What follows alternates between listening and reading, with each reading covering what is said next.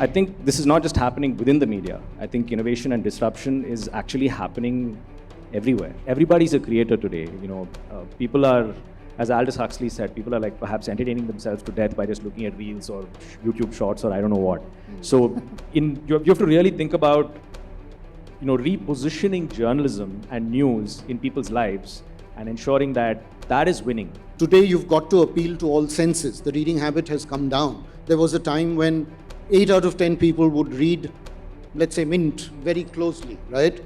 That reading habit has suffered. If you want to do a hard-hitting story, perhaps it will be debated in a legacy media house, say perhaps for weeks before they approve of the idea. And the idea that it would be toned down to a large extent. Whereas the morning context, you can just go ahead and do that story, right? In the legacy media, perhaps you will have 15 people checking. And that I feel is what the digital media needs to sort of go to the next step, that they will have to ensure that everything that they write is accurate. So there is a huge gap that content is not provided by the mainstream media unless there is a caste atrocity like Hathras, Lakhimpur Kheri or anything like that. So then they only cover us when somebody beat us, somebody rape us, somebody murder us. I think there's a lot of collaboration required between digital and legacy media to crack that holy grail. मैं बहुत डरता हूँ इस legacy media से, क्योंकि इसने अरबों भारतीयों की कितनी ही पीढ़ियों की मेहनत को बर्बाद किया है.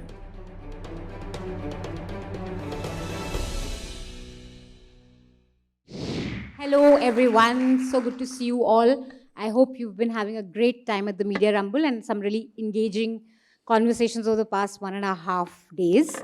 We are going to be discussing digital versus legacy. We're going to fight. No, we won't. So we're discussing synergies and conflicts. And before we get to the conflict bit, maybe we should talk about synergies. I think despite the formats that we work in, we all face similar predicaments, which is how do you do meaningful journalism while being sustainable? How do you get your newsrooms to adapt to changing technology?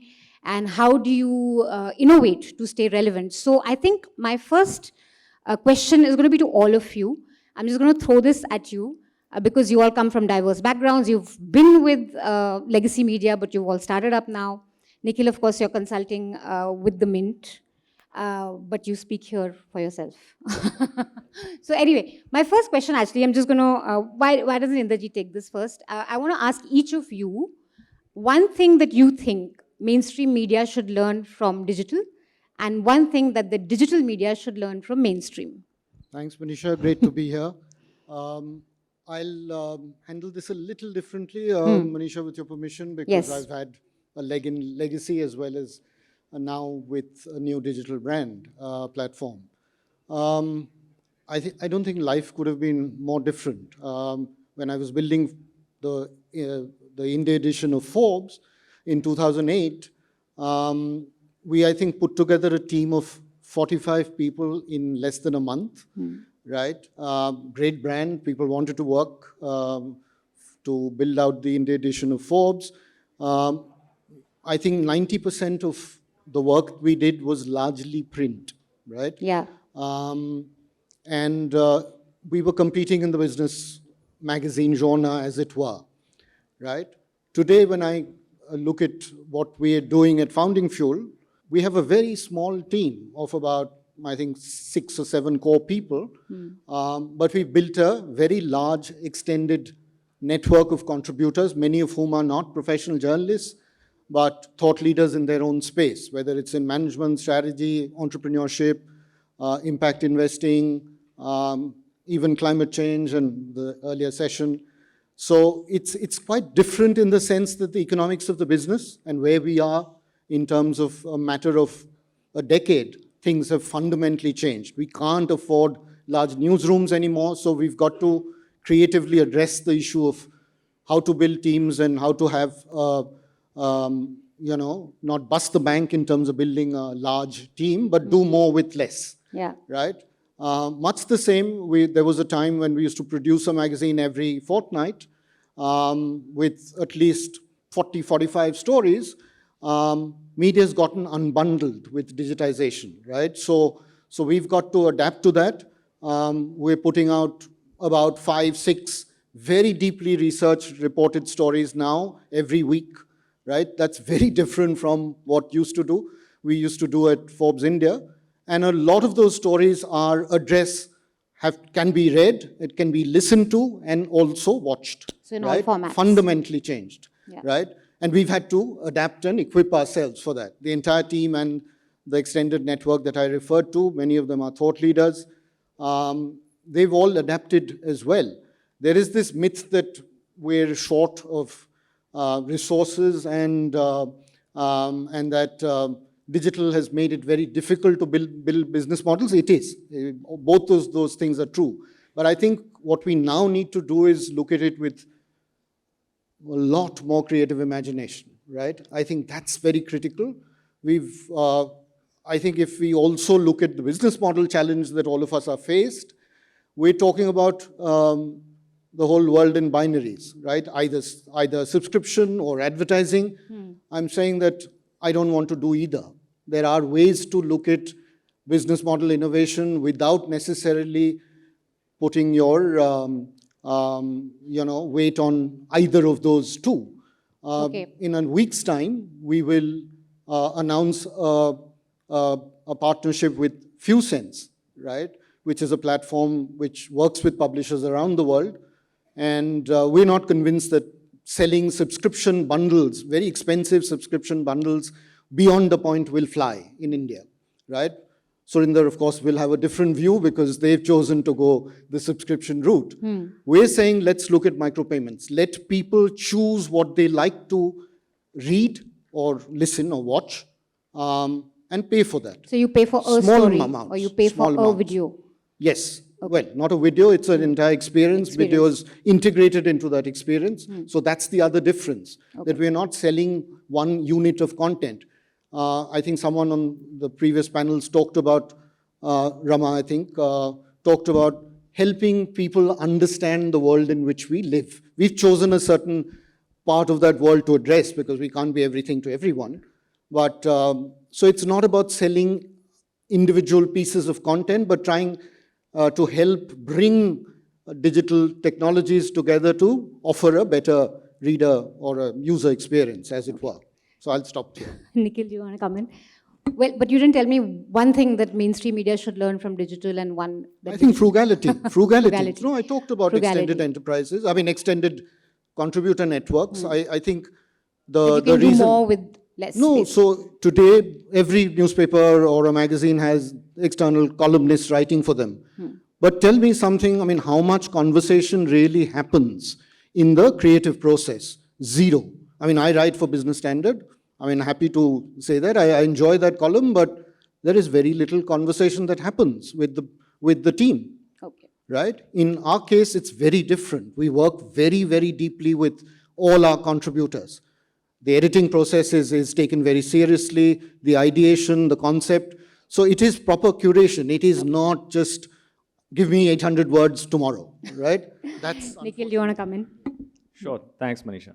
So I'm going to try and answer your question with the example of a story that we were just chatting about. I'm literally borrowing a page out of Clay Christensen's The Innovator's Dilemma, right? Because that's what I see happening with the media. So the famous American corporation Kodak was the king of film, and they were so profitable. They had a large R&D department. They kept innovating, bringing out new products. They were the first ones to innovate the digital camera, so they invented the silicon wafer. They had in the R&D department, a young engineer called Kevin Styrum who built a mobile app that went on to be known as Instagram and revolutionized the way imaging is changing our lives. That's apparently, that's not a true story, right? That didn't happen. Kodak got disrupted. They couldn't see where innovation was coming from, and Instagram is much larger than Kodak could ever have hoped to be. So I think this is not just happening within the media. I think innovation and disruption is actually happening everywhere, across sectors. If you look at the auto industry, or you look at mobile phones, like BlackBerry got blown out of the water, or EVs are coming into our lives faster than we can understand. So I think the way this has been framed, I feel is, I mean, I know you want us to have a big debate and fight over here about legacy and digital and all that, but No, but I started with like, tell me one good thing about mainstream media. But anyway, go so I ahead. think the good thing is digital. Something we can learn, basically. I think digital media can learn about how mainstream media has been able to create genuine value for millions of users over their lifetimes, right? Like there's a great affinity that legacy brand users have towards those brands. Like you hear the older people speaking about, oh, I can't start my day without reading this XYZ newspaper or something like that. So that is there. So they've built relationships with people. So I think creating genuine value by good quality storytelling and a whole host of other principles. So think about the audience, I would say, for digital media, right? Because digital media is always chasing eyeballs. The other way around for legacy media to look at the new innovators, I think is the principle of innovation. Be aware, be humble, understand that somebody is perhaps executing better than you, or it's a better idea. So give things that you and take it on merits rather than being on in an ivory tower or on a high horse or something like that. Don't be smug, basically. Don't be smug. Surinder. Yeah, thanks, Manisha. So I joined in February 2020, just before the pandemic started. And I was toying around with joining the new media, the digital media, for almost 4 months, because the first thing they told me is that you won't get paid as much as you earn now. They said that you'll have to take a huge slash in salary. But I said that, look, it's okay. I can give it a shot now. I have the skills. So the pandemic happened, and I was in a damn good magazine which had a very good brand name, and CEOs would respect that brand name. And I did feel happy while I was there. But when I came to say a digital medium, I felt that I was not running a race at all. I was just walking in some park somewhere, having my own world sort of a thing. So this really pushes you to think very differently. At least the way the medium is moving fast makes you think very differently. And that, I feel, is the crux of bringing back journalism into the medium in which we are in. So that's what I feel is the biggest difference right now. In Fortune, which is where I was there before, I wouldn't bother about what really happened to my article, because I had met a very big CEO. I have put him on the cover. He has told me things that he has not told people before. But I would just not bother what happened to that story right after it was published. It was over for me. I close the case and I go away. But in the digital medium, I get slapped every day in the morning saying that, oh, you wrote this great story. Nobody is reading this story, right? What's wrong with you? Why don't you write a better story? So that's good, right? So you push people to actually deliver stories that people want to read. And that, I feel, is a great learning in the digital space. There's also an immediacy with your audience. You get Absolutely. You get very... I mean, the moment your article is published, in 1 hour, you would get calls from people telling you that, look, this is what you've done.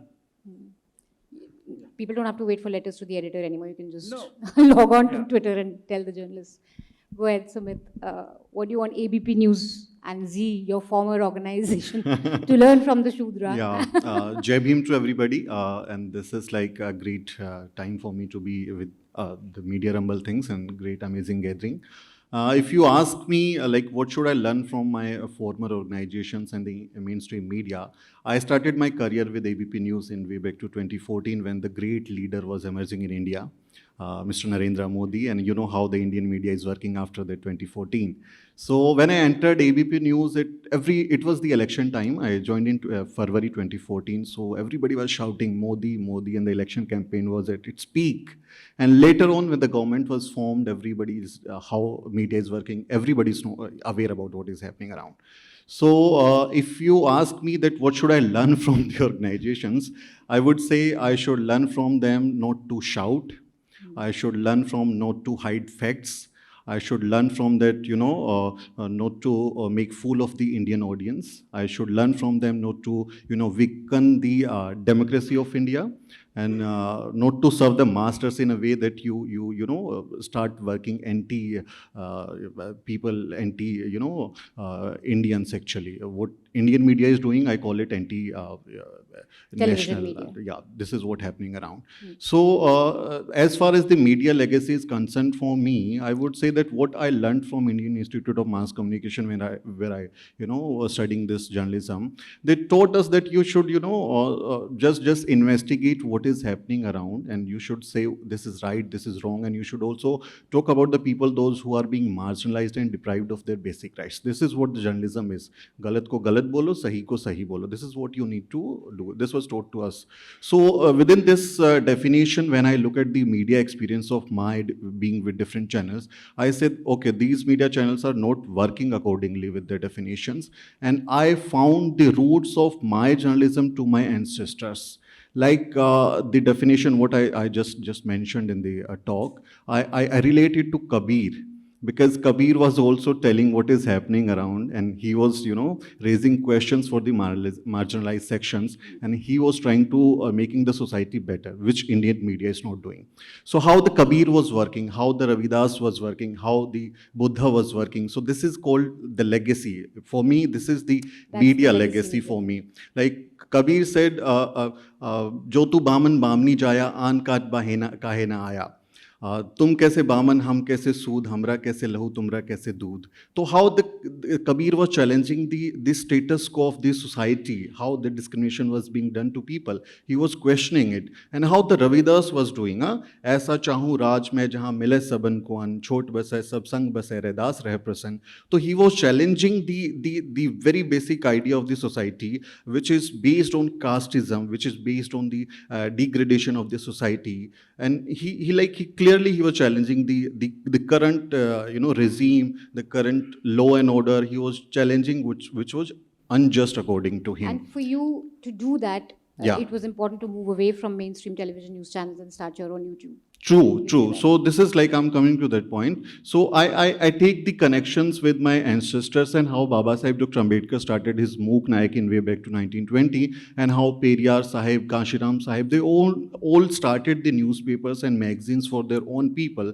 So I take inspirations from these figures, not from Sudhir Chaudhary. He was my ex-boss, not from Rohit Sardana. He's no more, but he was my boss. So I was the lead producer for Deepak Chaurasia when he was in India News. So I was the producer for his show. So I cannot learn something from him, right? I cannot learn from Anjana Kashyap or Rubika Liaquat. They all were my colleagues. Kabir and Yeah. So okay. I take inspirations from those. So this is what I learned from my figures, not from these figures.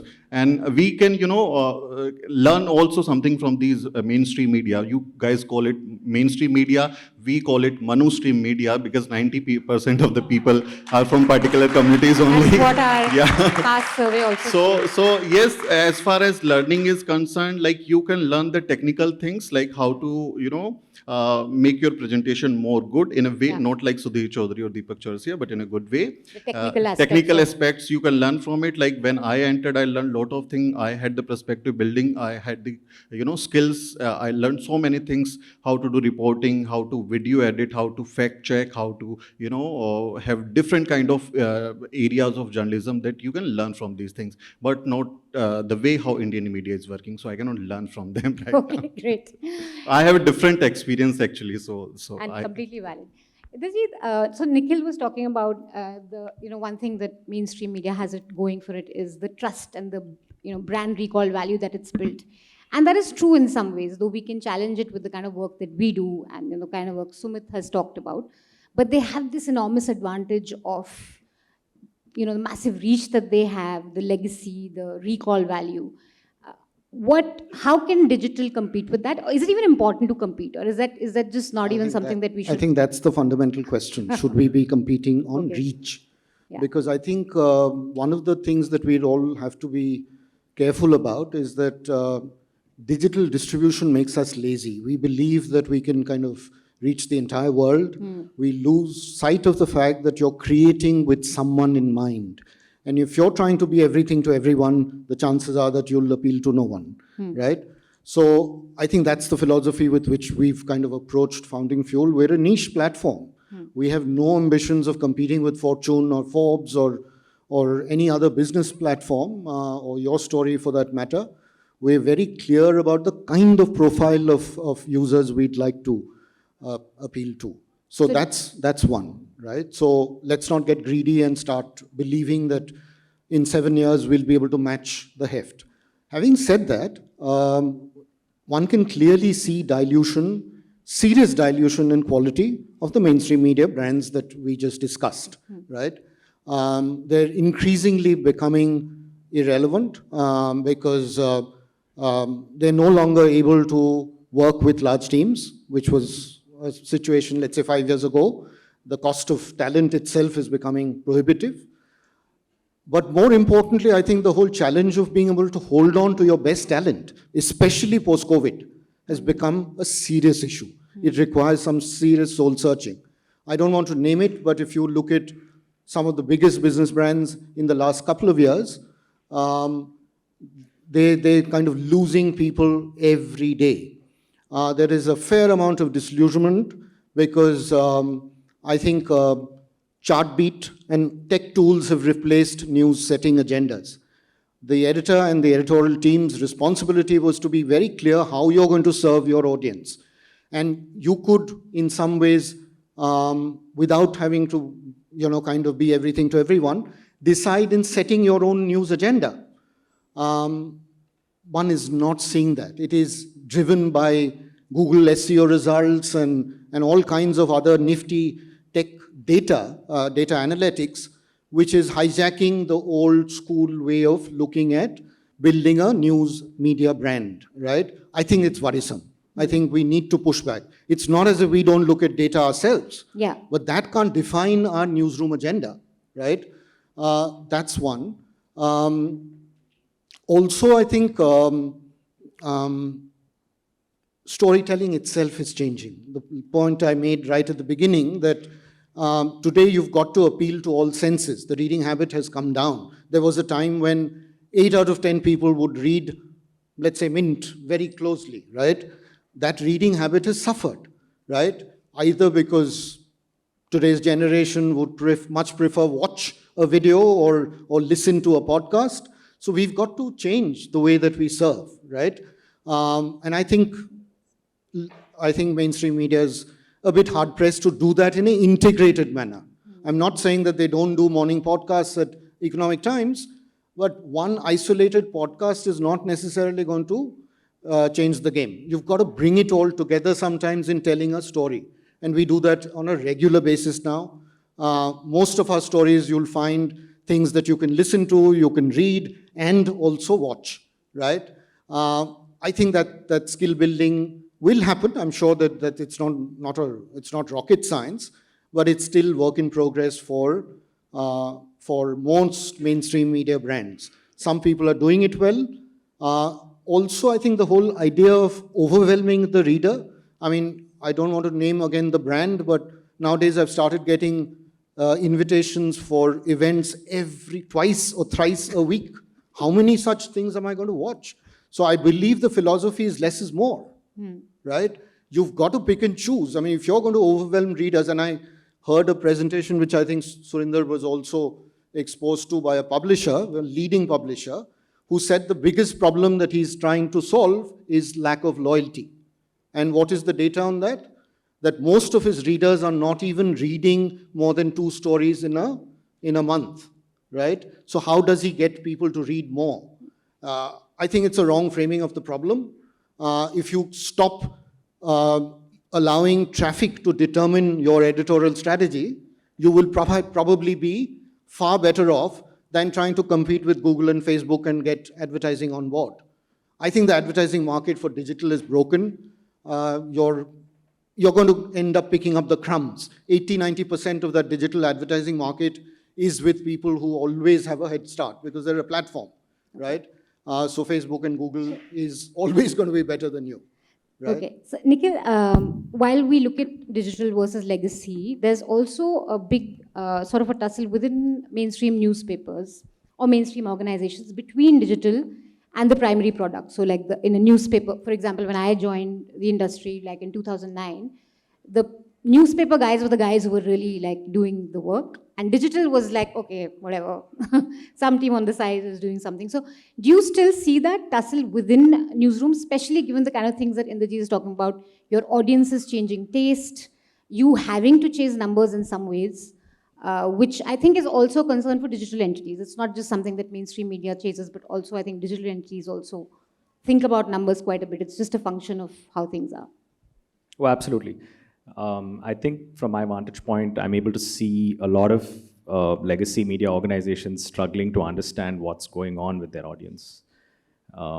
Like the manifestation of his brand is one of those reasons, right?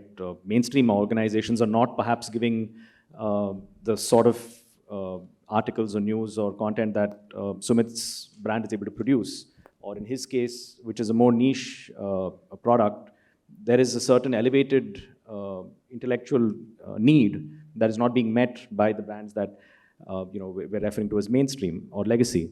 Now, I think, all journalists and editors have a beautiful internal radar, right? Like we intuitively know when to cite a story and that sort of thing. But what data has done, as he sort of talked about, is sort of started making traffic factories out of newsrooms. You're looking at the various analytical tools that people are using, and then you start chasing page views and sort of becoming very clickbaity and that kind of thing. And then devalue the loyalty of the audience or so when somebody comes and looks at an article and is reading, they get disappointed by the clickbaitiness of the headline and what they actually got, how they're feeling towards the end of that story. The headline didn't live up, or the story didn't live up to the headline, or the video didn't live up to the title or whatever. So that is, I think, something that has happened and we'll need to move past that. I think a lot of publishers have realized that they need to move past that. But the battle between the legacy newsrooms is more around, I think, the business models that they choose to adopt. Are you going for a primarily ad-driven model, or are you going for a primarily reader-supported model? So that reader support can be subscriptions like the Morning Context, it can be donations like The Wire, or News Laundry is also a subscriber-funded platform. So there are various models, but you have to determine what's your primary driver of revenue and where your primary loyalty lies as a publisher or as a news outlet. Because internally, I find that that's the major battle between various teams, right?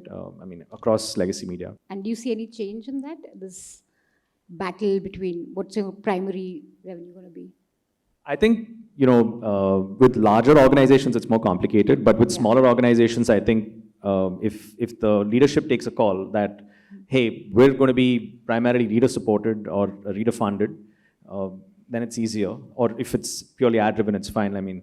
If Sumit decides that his YouTube channel, the advertising that he's going to generate out of that is, or the brand partnerships that he strikes, or various revenue models that he explores, that's his call. But with larger organizations, particularly legacy organizations, sometimes I think they're blindsided by just their sheer size and the various competing teams and interests within. It could happen that. And it also needs that news gathering strength just to have that big bureau everywhere. So it's kind of difficult for them also to just go one way or the other. Yes, so with newspapers, you have multiple editions, different bureaus. The editorial operations are much more complicated, and whereas digital operations tend to be more centralized because that's the structure of the publishing industry. I think newspapers, though, should perhaps. I do see a lot of them putting a lot back into newsrooms. People are investing. The light at the end of the tunnel, or the silver lining, is actually that now readers are fed up with clickbait stuff, and I think they're realizing that they are gravitating towards more value-based journalism and content in general. My fear is that, I just want to zoom out a little bit from this debate, and if it's okay with you to just say that the threat to media is not within the media, and the battle is not between legacy and digital. Yeah. We're actually in the attention economy, we're losing to everything that's outside of sort of mainstream news and media, right? Like everybody's a creator today. People are, as Aldous Huxley said, people are like perhaps entertaining themselves to death by just looking at reels or YouTube shorts or I don't know what. So you have to really think about, repositioning journalism and news in people's lives and ensuring that that is winning. I think there's a lot of collaboration required between digital and legacy media to to crack figure that that holy grail. Because Monisha, that's a fairly fundamental point because it's about thinking about users far more deeply than creating products in the hope that they will be able to build a connection and a relationship with your user. Two different approaches. And I think data certainly gives you some clues, but it's largely data on media consumption, right? What is going on in their lives? How do you find that out and solve for it? The point I think that you're trying to So you're make. not really competing with just each other, but you're competing with the whole world out there on the internet, like you said, with shots. But I have 5 minutes left, so I'm going to quickly come to him. Morning Context has made a conscious choice to not do the clickbaity stuff or do those 100 stories a day. You are doing that premium story, which goes out and people are paying for it. So how has that been for you? And do you think that despite the deep pockets that legacy media has, the innovation still seems to be coming more from the digital side in terms of doing those premium stories or even experimenting with the paywall way before legacy thought of it? See, legacy media at some point of time, I would say is like the landed gentry. They say that we will do what we want to do, sort of a thing, right? And they keep at their own pace. Whereas the very idea of, say, a Morning Context was to do the story the journalist wanted to do. So that makes a lot of a difference, right? So if you want to do a hard-hitting story, perhaps it will be debated in a legacy media house, say perhaps for weeks before they approve of the idea. And the idea that it would be toned down to a large extent. Whereas the Morning Context, you can just go ahead and do that story, right? In the legacy media, perhaps you will have 15 people checking. And that, I feel, is what the digital media needs to sort of go to the next step, that they will have to ensure that everything that they write is accurate. They can't, just make accusations and get away sometimes, right? So therefore, this, in the Morning Context, we have said that there is a large audience for people to read stories that are not being said before. And that is the USP. And we focus only on that. And that's made a good success for us. Yeah, certainly when we write those hard-hitting stories, people do come and subscribe, but they also feel that, why is it that it's only like this, right? When a business reader wants to read, he wants to read even the positive stories. But, Okay. Yeah. but he does want to. There is a small population of that, but they may not pay you for that, right? So that is the challenge. Sumit, I think both of them raise a very interesting question of that we are today as journalists competing with a lot of things on the internet. Right. So, and attention span also. So young kids may not, earlier it was YouTube videos, but today maybe kids just watch reels. They don't even go to, YouTube. So how is the Shudra, while providing this really important alternative to, mainstream television media, also catering, is there any thinking within the newsroom? How do we reach out to younger audiences? What are the new formats we want to try? What are the kind of videos we should be doing? So in terms of formats, what has your approach been? Okay. Like the question why we need the Shudra, the Newsbeak, as you guys have published a report yesterday only, that 90% of mainstream media is controlled by the upper caste community only. So I would take the benefit of this great stage and would like to share about that whatever happening around us, the bad time or the Hindu-Muslim binary and the wrong things happening around us just because of media, I'm proud that my people are not responsible for it because my people are not there in the media. So the people, those who are controlling it, are the responsible for such things. So my people are not part of it. So yes, nowadays digital media is growing and our generations, our people from the community are also, purchasing new mobiles, getting new Wi-Fi connections and taking 4G, 5G devices. So there is a huge, demand of content, especially when you are into community journalism, the caste, class and gender issues you're discussing and you're talking about the Dalit Bahujan issues. So there is a huge gap that content is not provided by the mainstream media unless there is a caste atrocity like Hathras, Lakhimpur Kheri or anything like that. So they only cover us when somebody beat us, somebody rape us, somebody murder us or some kind of brutal atrocity happens to us and the video comes on social media. So only then they take about those stories. Otherwise they have nothing to do with the Dalit issues like caste census or the reservation or the equal representation in different organizations. They never run a campaign or stories what is happening around. They don't do it.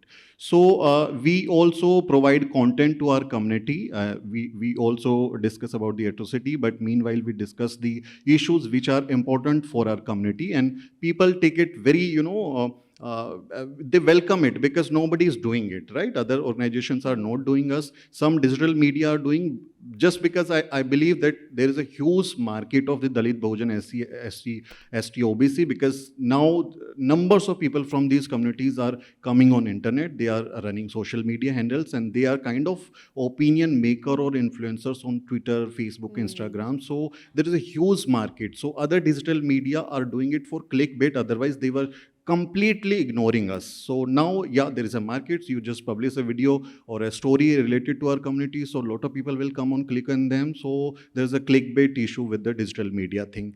We provide them the analysis video, the ground reports. We recently we have started our own YouTube Shorts channel also, because a lot of the youngsters are coming with the Insta Reels and Shorts, and they are not watching the long videos. So we are giving them 30 second, 10 second, 20 seconds. So that whatever the trends are coming in social media. And I just want to ask a quick question, and then we'll go to the audience. In your experience, what works more? Is it a ground report or an analysis or an anchor-driven kind of a format? Do you have any metrics? Now, just because of social media, people from our community also, they are not totally dependent on the mainstream media just for the information, because whatever happening around is available on social media, and you are updated. You still keep updating yourself about what is happening around. So if a Supreme Court decision is coming on EWS, or we call it Sudama Kota, so if that decision is coming and they are discussing it, so people wanted to know what does it mean to the community. So more analysis. Yeah, so more of the analysis videos are appreciated by the community. But yes, ground reports are also, because like Hathras case was happened, nobody was covering it for 10 days. There was not a single story in mainstream media when that incident happened. We went to the ground, we covered it, we talked to the victim family. People were looking for the content on only the Bahujan channel. So yes, everything is appreciated by community because nobody else is doing it. In fact, we at News Laundry had also done a report within the first 1 week. Okay, so I'm out of time. Let's take some questions from the audience. This lady here. We live in the advent of technology, in the advent of change, where almost everything, every viewership content, be it movies or be it media in general, it is reduced to these small phones. So do you think this is going to pose a threat to the traditional media in the sense of its existence, a threat to its existence in totality, and a total shift to digital media, in the sense that there's going to be a decentralization in the structure, the power structure of digital media as well? In fact, I very vividly remember one of this famous veteran journalists, RavishKumar ji, once saying that... He's sitting right there. So... She's shocked. She's like, he's here. Fangirl moment. Bola aur prakat ho gaye. She has to say the right thing, right?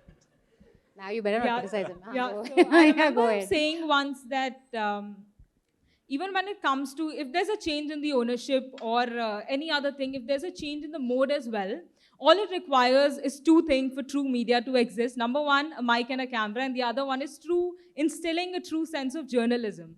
So what remains, your stake it is One at question, this. I guess, is that will the primary product cease to exist? I'm very No. skeptical of that. I don't think that will happen. A newspaper or a television channel. Books Is it were all invented in the 16th century. Are we still reading books? So, but the you know, audience will decline, for sure. I mean, there's no doubt about it.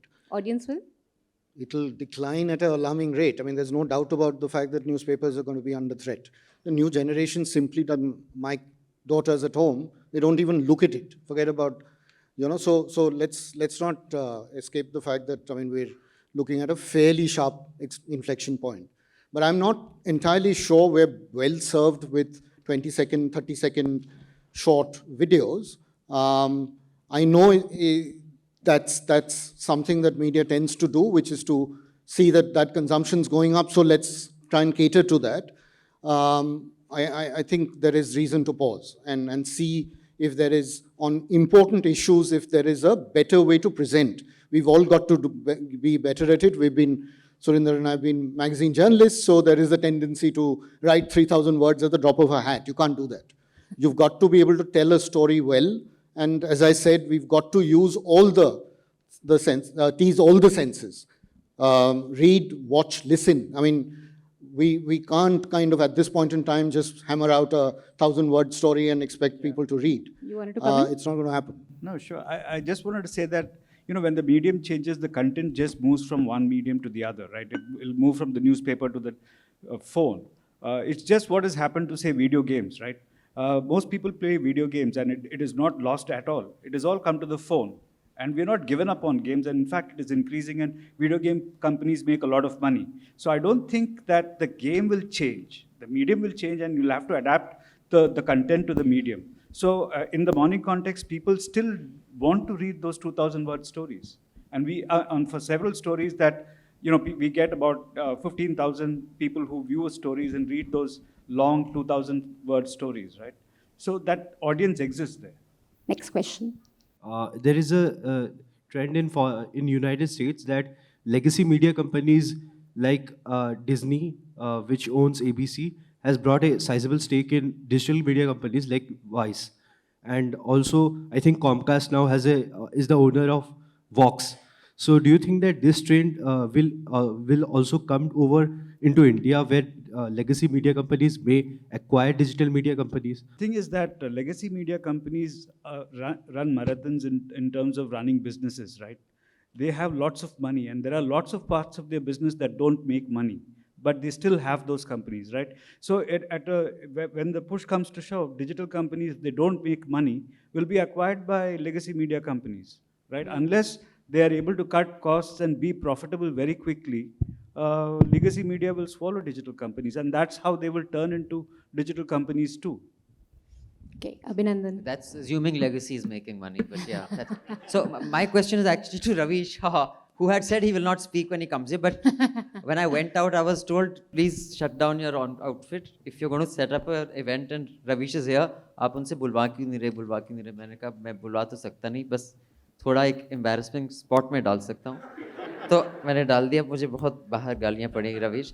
तो legacy media से आपने क्या सीखा है, और आपने क्या सिखाया है, और आप कब या तो अपना लेगेसी आउटफिट शुरू करेंगे, क्योंकि रविश अब serious question, is become a brand by itself, या फिर आप कोई ऑल्टरनेटिव मीडिया करेंगे, या फिर इंस्पायर करते रहेंगे लोगों को?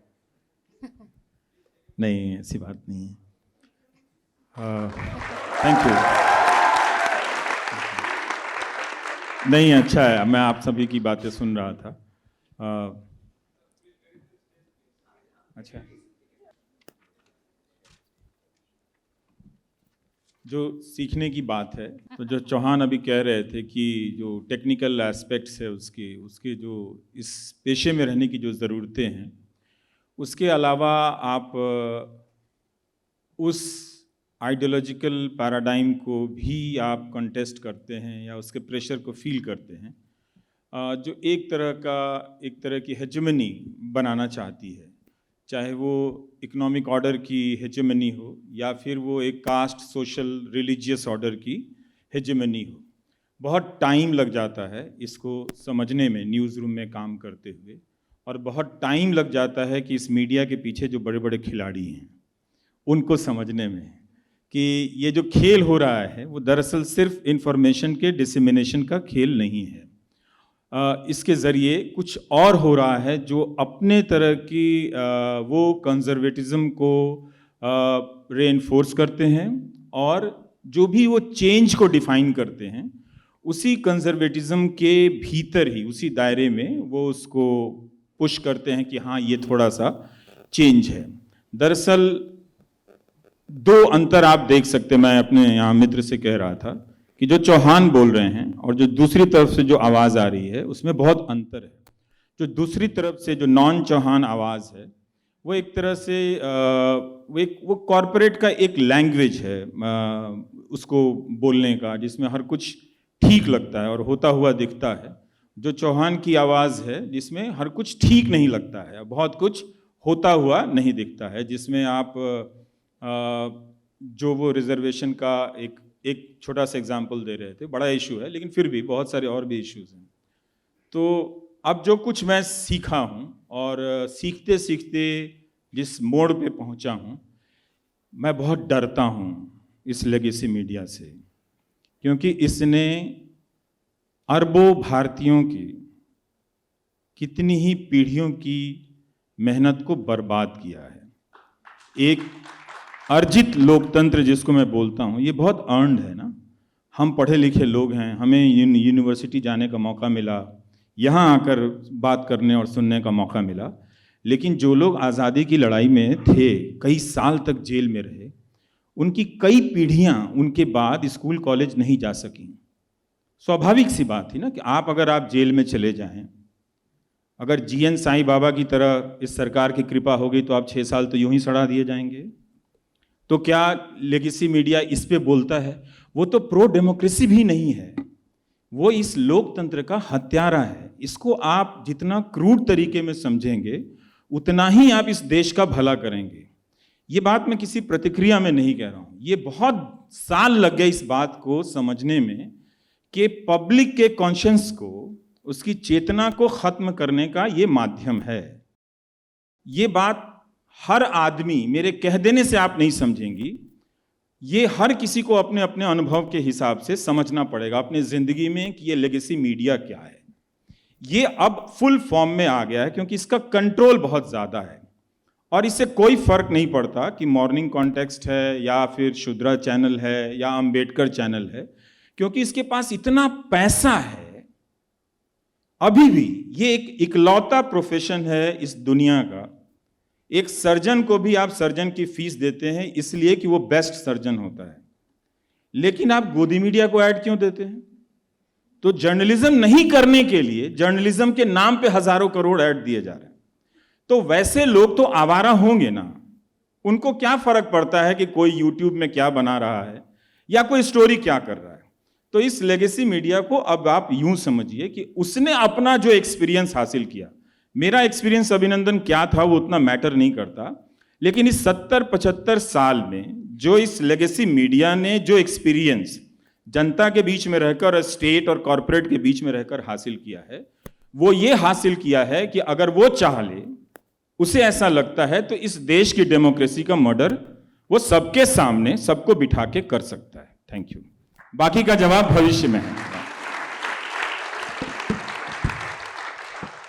Great, thank you so much.